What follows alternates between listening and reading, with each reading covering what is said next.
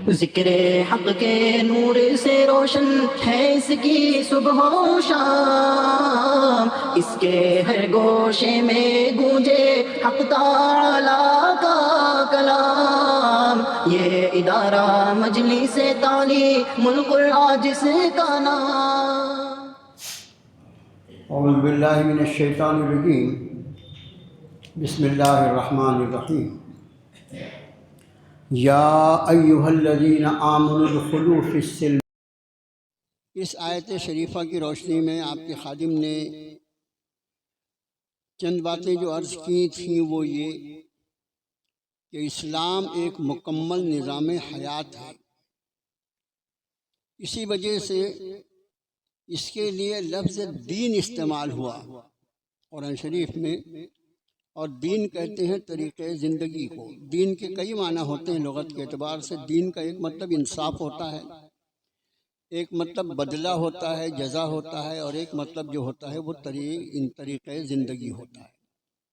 तो इस्लाम ऐसा कोई मामला नहीं है कि चंद रस्मों को कर लेने से आदमी मुसलमान हो जाए, बल्कि कुरान ने फरमाया कि उदखुलू फिस्सिल्म काफ़ा, तुम इस्लाम में पूरे पूरे दाखिल हो जाओ। इसका माना ये कि इस्लाम के सारे अहकाम, वो चाहे इबादत, चाहे वो अक़ायद के ताल्लुक़ से हों, ईमानियात के ताल्लुक़ से हों, अखलाक़ियात के ताल्लुक़ से हों, मामलात के ताल्लुक़ से हों, माशियात के ताल्लुक़ से हों, इंसानी ज़िंदगी का हर शोबा, इंसानी ज़िंदगी का हर शोबा, उसमें इस्लाम मुकम्मल, अधूरा नहीं, मुकम्मल क़वानीन रखता है। और एक मुसलमान को अपनी ज़िंदगी के किसी एक लम्हे के लिए भी किसी गैर की तरफ निगाह उठाकर देखने की ज़रूरत नहीं पेश आती कि इस हाल में मुझे क्या करना है। अब इसी इस्लाम के क़वानीन में एक कानून रब ताला ने ये बनाया कि एक आदमी के वफ़ात के बाद उसकी मीरास को तक़सीम कर दिया जाए। और इसको इस्लाम ने फ़र्ज़ करार दिया है। यही वजह है कि जो इल्म इससे बहस करता है वो इल्मुल फ़राइज़ कहलाता है, और उसको अल्लाह के रसूल सल्लल्लाहु अलैहि वसल्लम ने आधा दीन इरशाद फरमाया है। मैं एक बात आपसे अर्ज़ कर दूं, और इसके पहले भी कई मरतबा ये बात कही जा चुकी है कि किसी भी बदअमली में, किसी भी गुनाह में अगर बड़ा तबका कहीं उसमें शामिल हो जाए तो उसकी वजह से उसके अहकाम बदलते नहीं हैं। मिसाल के तौर पर हमारे सामने एक जिंदा मिसाल है कि नमाज जो है वो 100% मुसलमानों पर फर्ज है। क्या मर्द क्या औरत बालिग है उस पर नमाज फर्ज है। लेकिन इस वक्त नमाज का जो हाल है वो हम देख रहे हैं, कुछ समझ में नहीं आता कि कितना परसेंटेज लोग नमाज पढ़ते हैं। कभी हम 10 बोलते हैं, कभी 5 बोलते हैं, कभी तो ऐसा लगता है 2.5 बोलना चाहिए, 2 बोलना चाहिए। तो अगर 100 में से 95 आदमी नमाज छोड़ दें तो इसकी वजह से माअज़ल्लाह सुम्मा माअज़ल्लाह नमाज के हुक्म में कोई तब्दीली नहीं आएगी। तर्के सलात, नमाज का छोड़ना हराम ही रहेगा, और नमाज का जो पढ़ने वाला होगा वही पक्का मोमिन होगा और सही मुसलमान होगा। और नबी करीम सल्लल्लाहु अलैहि वसल्लम की का वो इरशाद जिसमें आपने फरमाया मन तरका सलाता मुतअम्मिदन फ़क़द कफ़र, जिसने जानबूझकर नमाज को तर्क कर दिया, छोड़ दिया, तहकीक उसने कुफ्र का काम किया। इस इरशाद नबवी में कोई फर्क नहीं पड़ेगा अगर 100 में से 95 भी नमाज को छोड़ दे।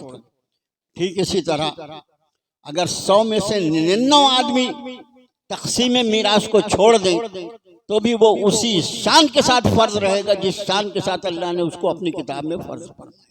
इसका ख्याल रखें मेरे भाइयों। असल वजह जो है ये कि उम्मत मुस्लिमा के हालात, मैं आप पूरी उम्मत अल्लाह बेहतर जाने कितनी वसी व अरीज़ उम्मत अल्लाह ने बनाई है।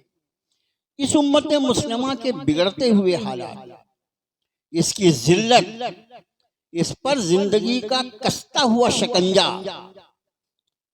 सिर्फ इस मुल्क में नहीं, हम चूंकि इस मुल्क में रहते हैं इसलिए यहाँ के हालात हमको ज्यादा मालूम होते हैं। आप देखिए पिछले बरसों बरस से गजा में क्या हुआ, फलस्तीन में क्या हुआ, बैतुल मक़दिस में क्या हुआ, शाम में क्या हुआ, इराक और ईरान में क्या हुआ। आप जरा देखिए तो सही। बाजू का मुल्क जो है, जो निजामे मुस्तफा के नाम पे बना था, बाजू का जो मुल्क जो अलग हुआ, हिंदुस्तान का जो पार्टीशन हुआ, उसमें जो उन्होंने बुनियाद बनाई थी वो ये कि मुसलमानों को अलग हिस्सा दिया जाए, वहां निजामे मुस्तफा को कायम किया जाएगा। देखो वहां कितना निजामे मुस्तफा कायम है। और इन सब पे निगाह डालने के बाद मैं नहीं, आप भी, मैं और आप, हर एक के दिल में अल्लाह ने जो थोड़ी बहुत ईमानी हमीयत रखी है, थोड़ा बहुत ईमान का जज्बा जो रखा है, उसकी वजह से हम ये सोचने पे मजबूर हो जाते हैं कि आखिर हमारे कौन से ऐसे गुनाह हैं, कौन सी हमारी ऐसी बदअमलियां हैं जिसकी वजह से हम इन हालात से दो चार हैं। जब हम उस पर निगाह डालते हैं तो एक दो नहीं बल्कि ऐसा लगता है कि नाफरमानियों की एक पूरी फहरिस्त है, एक पूरी लिस्ट है। उम्मत मुसलमान ने चंद चीजों को पूरा कर लेने को इस्लाम समझ लिया, हालांकि वो इस्लाम के अहम हिस्सा है। जैसे नमाज इस्लाम का ईमान के बाद सबसे अहम फरीजा है भाई, ये इसको छोड़ के आदमी मुसलमान कैसे रहेगा। ये रोजा, हज, ज़कात, और आजकल तो हज के मुकाबले में उम्रे का बहुत सिस्टम चला, वो भी बहुत अच्छी बात है।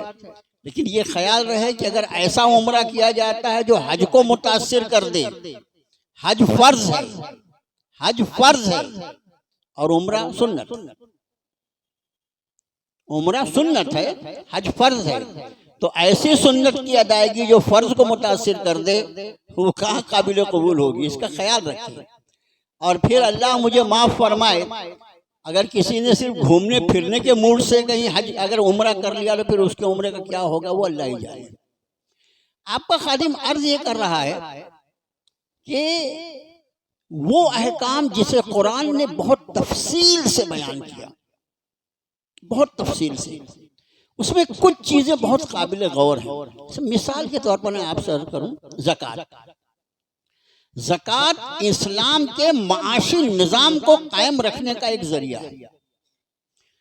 ज़कात को अल्लाह ने फर्ज किया और ज़कात में से सिर्फ एक चीज कुरान ने बयान की। हैरत होगी आपको, कुरान पाक के 10वें पारे में सूरे तौबा की 60 नंबर की आयत, सूरे तौबा की 60 नंबर की आयत में सिर्फ अल्लाह ने उन लोगों को गिनवाया जिनको ज़कात देना है।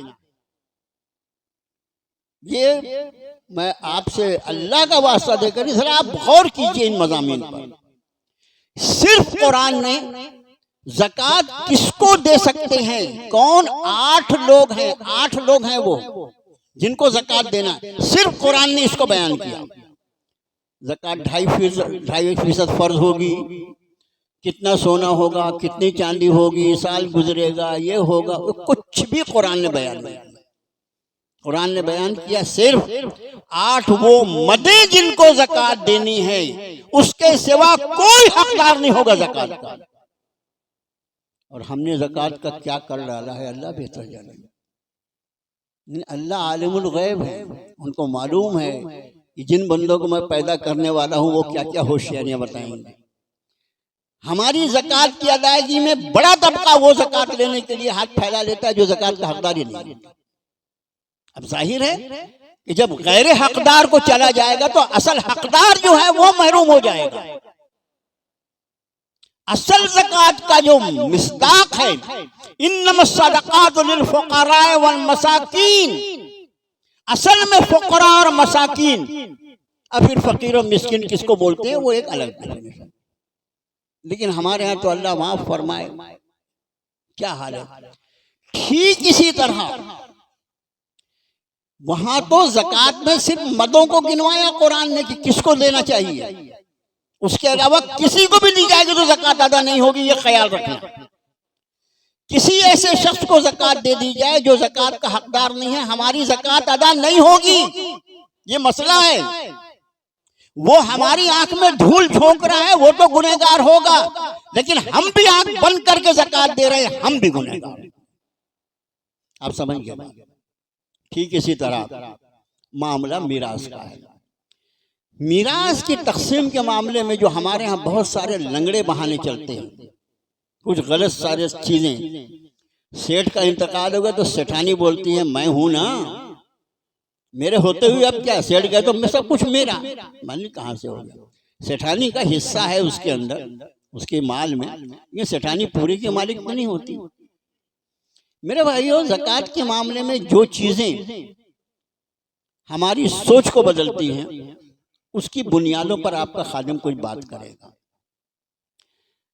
ज़कात नहीं, माफ किए, विरासत के मामले में तक़सीम मीरास में हमारे जहन में ये बात बैठी है कि जिसने जितनी मेहनत किया है उसको उतना मिलना चाहिए।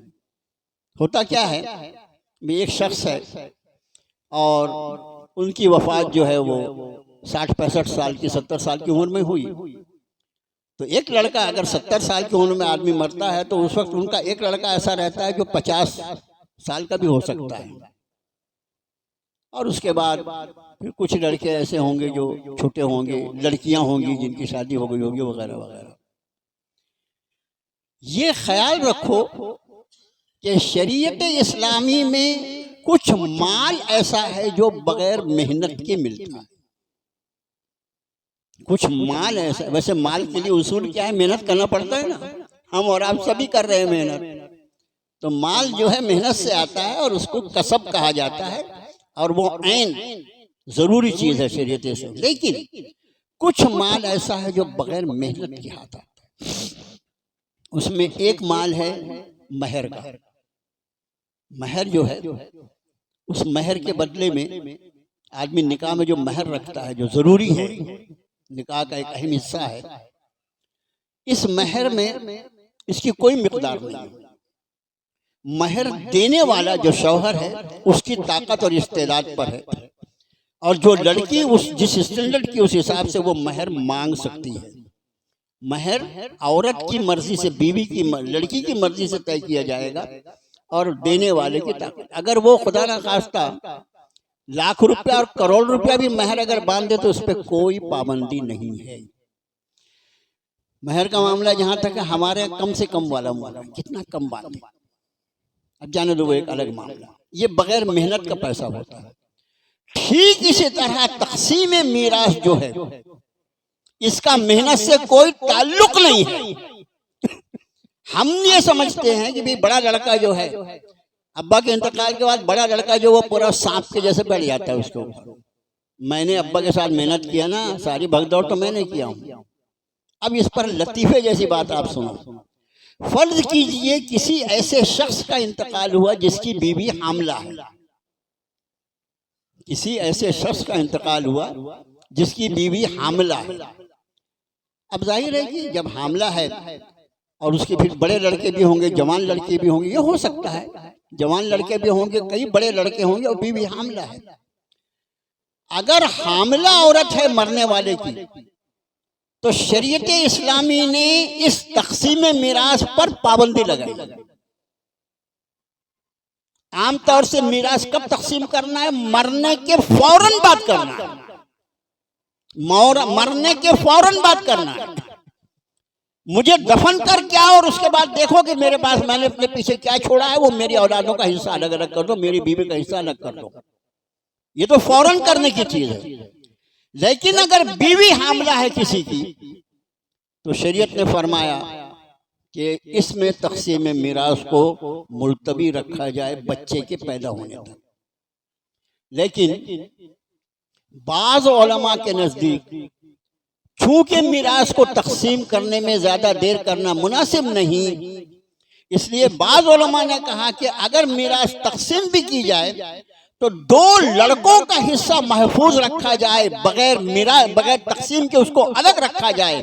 फिर जब उस खातून को बच्चे की विलादत हो जाए तो उसके हिसाब से बाकी तक़सीम कर दो। इसका माना क्या है कि बाप की मीरास में, असल चीज जो अर्ज करना चाहता है आपका खादिम, बाप की मीरास में वो बच्चा भी उतना ही शरीक होता है जो बाप के मरने के बाद पैदा हुआ। जिसने बाप की शक्ल भी नहीं देखी वो भी बाप की मीरास में उतना ही हिस्सेदार होता है जितना उसका 40 साल का लड़का हिस्सेदार होता है। क्या लगा के रखे हो यार, मैंने बहुत मेहनत किया, मैंने बहुत मेहनत किया। खाक मेहनत किया तुमने, ये मेरे रब की तकसीम है। मीरास मेहनत पे नहीं जाती। लड़कियों की शादी कर दिया, बहुत जहेज दिया। किसने बोला था इतने नाटक करने के लिए? तुमने शादी को तो नाटक बना के रखा है ना, शादी को तमाशा बना डाला तुमने। सुन्नते रसूल के नाम पर जितनी नाफरमानियां उम्मत कर रही है शायद और किसी मामले में नहीं करती। ये खूब समझो कि तुम अगर नबी करीम सल्लल्लाहु अलैहि वसल्लम की सुन्नत मुबारका की बेकदरी करोगे तो अल्लाह की रजा हासिल नहीं कर सकते। वो अजमत वाले रसूल हैं, उनकी जात अजमत वाली, उनकी सुन्नत अजमत वाली, और उन सुन्नतों को अगर कोई बेअजमत करने की कोशिश करेगा तो बहुत खसारे में रहेगा। आम तौर से हो रहा है। और उसमें सबसे बदतरीन रोल जो है हमारे उलमा का है, मेरे समेत, कि हमको भी कोई शर्म हया नहीं। वहां क्या हो रहा है हम भी बिना तकल्लुफ जाके वहां मौजूद हैं। कोई मैं आपसे अर्ज करूं, एक मर्तबा उलमा ने बहुत ताकत रखी है अल्लाह ने, लेकिन उसके पीछे क्या क्या है वो मैं यहाँ क्या बयान करूं आपसे, आपका मजमून नहीं है वो। एक मर्तबा उलमा उम्मत मुस्लिमा इस पर यकजा हो जाएं कि जो शादियां खिलाफ सुन्नत होंगी हम वहां निकाह नहीं पढ़ाएंगे। एक बार पूरे शहर के उलमा आ जाए इस बात पर, देखिए तुम कैसे नहीं सुधरते हो। लेकिन क्या करें, एक वाकया मैं आपसे अर्ज करूं, बहुत कई बरस पहले की बात है। यहाँ एक साहब ने मुझे कहा कि साहब एक निकाह पढ़ा दे। भाई कहाँ निकाह है? तो ये समाज भवन में बारात आ रही थी, आने वाली है, बोले आप आ जाइए वहां निकाह। ठीक है, निकाह पढ़ा देंगे। मैं निकाह पढ़ाने के लिए रजिस्टर वाले लेके निकला और समाज भवन के करीब जब पहुंचा तो वो बारात ये इधर से आ रही थी। अब ये तो अपना मोहल्ला सब देखा हुआ ना, बारात इधर से आ रही थी।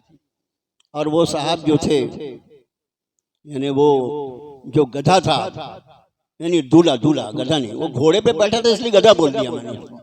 तो वो गधा जो था वो घोड़े पे बैठ के नाचते हुए आ रहा था। मैंने उधर से देखा और अपना रजिस्टर लेके घर वापस चला गया। अब जब बारात आ गई तो जिन साहब के यहाँ की बारात, वो होंगे भी शायद यहाँ, उनको कोई बुरा मानने की बात है, हक है, डरने की बात नहीं है। तो जब बारात आ गई, मौलाना कहाँ चले गए? दौड़ते दौड़ते घर आए। अरे तो बारात आ गई। मैंने कहा मुझे मालूम है बारात आई, मैंने देखा। और तो बोले आप आए नहीं। मैंने कहा ऐसा नाचता हुआ जो आदमी आया है उसको मैं निकाह पढ़ाऊंगा, आप मुझसे इसकी उम्मीद करते हैं? ये तमाशा है। मैं बोला तुमने निकाह के नाम पर क्या तमाशा किया है? ऐसे अच्छा निकाह मैं नहीं पढ़ा, बिल्कुल नहीं पढ़ा सकता। चले गए वो। फिर बाद में मुझसे मुलाकात कर कहने लगे हमने वो फला साहब को बुला लाया था, उन्होंने आके निकाह पढ़ा दिया। मानो वो तो पढ़ाई देंगे ना, वो तो पढ़ाई देंगे। मेरे भाइयों, कहाँ कहाँ क्या क्या हम में ऐब है, क्या बात है। तो मीरास के बारे में पहली बात ये ख्याल रखो कि इसका ताल्लुक मेहनत से बिल्कुल नहीं है। ये तकदीर से मिलने वाली अमाउंट रकम है, तकदीर से मिलने वाली। अल्लाह ने जिसकी तकदीर में जितना लिखा वो मिलता है। और हमारे यहाँ जो मीरास में जो नखरे किए जाते हैं कि उसने बाप के साथ इतनी मेहनत किया, लड़कियों का हिस्सा बहुत शादी में हमने खर्च किए, बहुत जहेज दे दिए, हो गया। किसने बोला था तुमको जहेज देने को? जहेज देने को किसने बोला था? किसने बोला था गैर जरूरी नाटक करने के लिए? कोई हक नहीं। अब उसके बाद अगर कोई बच्ची समझ लीजिए खुदा ना खास्ता अपने घर से आके बाप के यहाँ मांग ले कि अब्बा का इंतकाल हो गया, भैया अब्बा की मीरास में मेरा भी तो हिस्सा। क्या बोली? तेरा हिस्सा? अरे तेरी शादी में इतना खर्च किए थे अब्बा ने, कमाई में मैं था, अगर तेरे को हिस्से की बात करेगी दरवाजा बंद हो जाएगा, मैका खत्म हो जाएगा। बच्चियां जो होती हैं वो अपने मायके के मामले में बहुत हसास होती हैं, बहुत हसास दिल होता है बच्चियों का। हमारी और उनकी सोच मेरे भाइयों बहुत अलग होती है। उनको लगा कि अरे अगर मेरा मायका खत्म हो जाएगा क्या करूंगी, लेकिन अब अगर खुदा ना खास्ता कोई ऐसा उसका शौहर हो जो उस पर जोर डाले कि नहीं तुझे अपने बाप की मीरास का हिस्सा मांगना ही पड़ेगा, तो नया खरखटा शुरू होता है। मेरे भाइयों खूब समझ लो इस बात को। फिर ये होता है, अच्छा ऐसा कर बहन तू छोड़ दी भैया, मैंने अपना हिस्सा छोड़ दी। ये छोड़ना पकड़ना शरीयत में इसकी कोई अहमियत नहीं है, ये समझ लेना। किसी भी माल के इस्तेमाल की इजाजत उस वक्त होती है जब वो शरह सद्र के साथ उसकी इजाजत दी जाए। अगर आदमी दिल की नापसंदीदगी के साथ मजबूरी के दर्जे में हालात से मजबूर होकर कोई इजाजत देता है, शरीयत में इसको इजाजत कहा ही नहीं। बहन ने हिस्सा छोड़ दी, बेटी ने हिस्सा छोड़ दी, कोई नहीं छोड़ता। कोई कौन छोड़ेगा? तुम छोड़वा लेते हो। मेरे भाइयों ये सारा उन्वान जो मैंने 2-3 हफ्ते में, पिछले हफ्ते हमारे इमाम साहब ने भी इस उन्वान पर बहुत सारी बातें फरमाई थी। इस उन्वान को लेने की एक वजह यह है कि हमारा खाना पीना अगर वो मशकूक हो, जिसमें शरीयत मुतहरा ने जिस पर जो कवानीन उसके लिए रखे हैं उससे हटकर हो, जैसे दुआ की कबूलियत। दुआ की कबूलियत नहीं, दुआ तो इबादत का मग़ज़ है। अब दुआ मुख्खुल इबादत और हदीस शरीफ में फरमाया दुआ इबादत का मग़ज़ है। जब इबादत के मग़ज़ के लिए ये शर्त है तो बाकी इबादत, हमारी नमाज, हमारे रोजे, हमारी ज़कात, हमारा हज, हमारा उम्रा, सारी की सारी इबादत जो है इनकी कबूलियत की बुनियाद जो है वो रिज़्क़े हलाल है। और रिज़्क़े हलाल वो जो लाज़िमी तौर पर मेरा और सिर्फ मेरा हो। अगर मैंने बहनों का हिस्सा मार दिया है, अगर बेटियों का हिस्सा उसमें शामिल है, तो ये रिज़्क़े हलाल मेरे लिए हो ही नहीं सकता। कोई कितना भी फतवा दे दे, ये रिज़्क़े हराम है। मखलूत मिली जुली चीज, बस मैं आपसे अर्ज करूं कि हम 2-3 लोगों ने मिलके मिठाई लिया। अब 2-3 लोगों ने मिठाई लिया मिलकर, तो जाहिर है कि जब 3 लोगों ने मिलकर लिया तो उस मिठाई में तीनों लोगों का बराबर बराबर हिस्सा है। इसमें से अलग हिस्सा किए बगैर अगर कोई आदमी उसकी चाशनी को हाथ में लेकर अपनी जबान पर रखना भी चाहे तो आप क्या कहेंगे? अरे भाई रुको ना यार, ऐसे आदमी भी हटना बटने तो दो। ऐसा कहता चाशनी तुम्हारी हो गई क्या?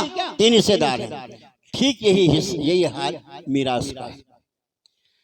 अब मीरास के बारे में एक अजीबो गरीब कानून समाज फरमाए कि मीरास के हिस्सों को तो कुरान ने बयान फरमाया, लेकिन उसकी तकसीम में नबी करीम सल्लल्लाहु अलैहि वसल्लम की तालीमात का कितना जबरदस्त दखल है वो जरा आप समाज फरमाए। कुरान ने कहा यूसिकुमुल्लाहु फी औलादिकुम लिज़्ज़करि मिस्लु हज़्ज़िल उन्सयैन। अल्लाह तुम्हें हुक्म फरमाता है, वसीयत फरमाता है तुम्हारी औलाद के बारे में, और वो इस तरह होगा कि लिज़्ज़करि मिस्लु हज़्ज़िल उन्सयैन, बेटे का हिस्सा जो होगा वो 2 बेटियों के बराबर। पहले बेटियों का हिस्सा निकालो फिर बेटे का हिस्सा निकलेगा। अब अल्लाह के रसूल सल्लल्लाहु अलैहि वसल्लम फरमाते हैं कि अगर कोई बेटा अपने बाप को कत्ल कर दे, अस्तगफिरुल्लाह माज़अल्लाह, कोई बेटा अपने बाप को कत्ल कर दे, तो इस कत्ल के जुर्म की वजह से बेटा जो होगा वो बाप की मीरास से निकाल दिया जाए, महरूम कर दिया जाए। कोई बेटा जो बाप का कातिल हो उसको बाप की मीरास में से कुछ नहीं मिलेगा, जबकि कुरान क्या बयान फरमा रहा है? बेटों का हिस्सा कुरान बयान फरमा रहा है, लेकिन अल्लाह के रसूल सल्लल्लाहु अलैहि वसल्लम फरमा रहे हैं अगर बेटे ने बाप को कत्ल कर दिया है तो उसको हिस्सा नहीं दिया जाए। उसके बाद मीरास में जहां जहां यानी जो अहकाम कुरान ने बयान किए सूरह निसा में, वहां फरमाया कि बाद वसीयती यूसी औ दैन, उस वसीयत के पूरा करने के बाद जो वसीयत की गई है या कर्ज की अदायगी के बाद। कुरान ने पहले क्या कहा? वसीयत अगर मरने वाले ने किया है तो वसीयत को पूरा किया जाएगा, कर्ज है तो कर्ज को अदा किया जाएगा, उसके बाद मीरास तकसीम होगी। लेकिन अल्लाह के रसूल सल्लल्लाहु अलैहि वसल्लम ने जो तकसीम मीरास का तरीका बताया उसमें कर्ज की अदायगी पहले है, कुरान पहले वसीयत बयान कर। आप नबी करीम सल्लल्लाहु अलैहि वसल्लम की जाते आली को देखो कि कोई शख्स अगर अहादीस मुबारका को और सुन्नत रसूल को छोड़कर सिर्फ कुरान की बुनियाद पर वो सोचे कि इस्लाम की इमारत खड़ी नहीं होगी। कुरान वसीयत को पहले बयान करता है, कर्ज को बाद में बयान करता है, और अल्लाह के रसूल सल्लल्लाहु अलैहि वसल्लम फरमाते हैं पहले कर्ज अदा किया जाएगा, बाद में वसीयत अदा पूरी की जाएगी। वसीयत जो है हदीस शरीफ में आपने फरमाया हज विदा के मौके पर, ला वसीयत अल वारिस, वारिस के लिए कोई वसीयत नहीं। वसीयत अगर अपने वारिसों में से किसी के लिए करता है तो वो वसीयत जो फेंक दी जाएगी, पाड़ दी जाएगी। वसीयत ऐसे लोगों के लिए करना है जिनका अल्लाह ने हिस्सा मुकर्रर नहीं फरमाया। जिनका हिस्सा अल्लाह ने मुकर्रर फरमाया उसको कोई कम ज्यादा नहीं कर सकता। अगर उसके बारे में कोई वसीयत करेगा तो वो वसीयत का अलम करार दिया है। इसी तरह आप सल्लल्लाहु अलैहि वसल्लम फरमाया कोई मोमिन किसी काफिर का वारिस नहीं हो सकता, और इसी तरह कोई काफिर किसी मोमिन का वारिस नहीं हो सकता। मतलब तक़सीम वरासत जो है वो ईमान और इस्लाम की बुनियाद पर, अगर अल्लाह ना करे कोई शख्स मुर्तद हो गया, इस्लाम छोड़ दिया, अल्लाह ना करे। आप देखिए इस वक्त के जो फितने हैं उसमें वो एक फितना वो जो औरंगाबाद के बाजू में बैठा है शकील बिन हनीफ, अजीब व गरीब फितना है वो। अब अगर कोई उधर चला जाए तो जाहिर उसने इस्लाम छोड़ दिया। बेटा होने के बाद भी उसको बाप की विरासत में से कुछ नहीं। विरासत की तकसीम के लिए ईमान और इस्लाम जरूरी है। ये चंद बुनियादी उसूल मैंने आपके सामने बयान किया। मेरे भाइयों, मीरास को तकसीम करना ये इतना अहम तरीन फरीज़ा है कि हमारी बाकी इबादात की कबूलियत का इन्हिसार इसी पर। अगर मिली जुली रकम और वो हमारे इस्तेमाल में रही तो हमारा क्या होगा, हमारी इबादत का क्या होगा। और कोई अपना हक मांगे उसके पहले उसका हक दे देना है।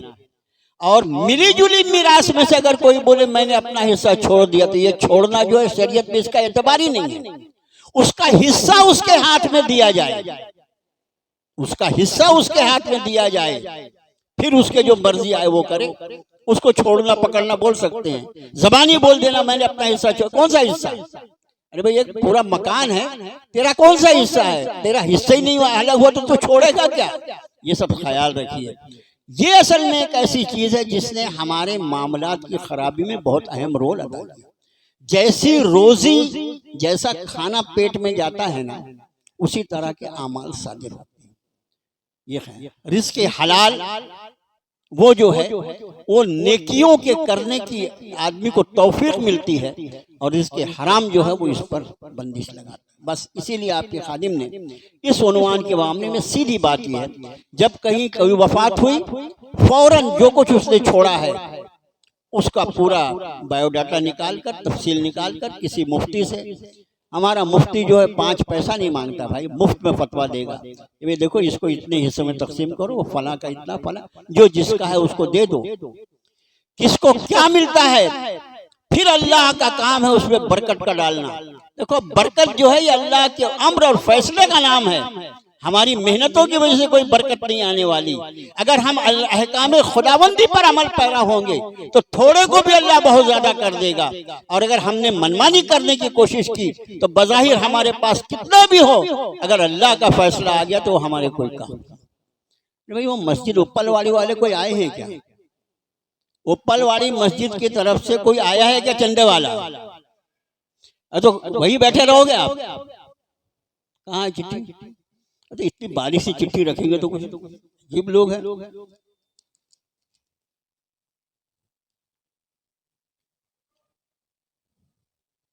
अभी बता रहे हैं, मैंने आपको कल पहले दे देना, तकरीर के पहले। भाई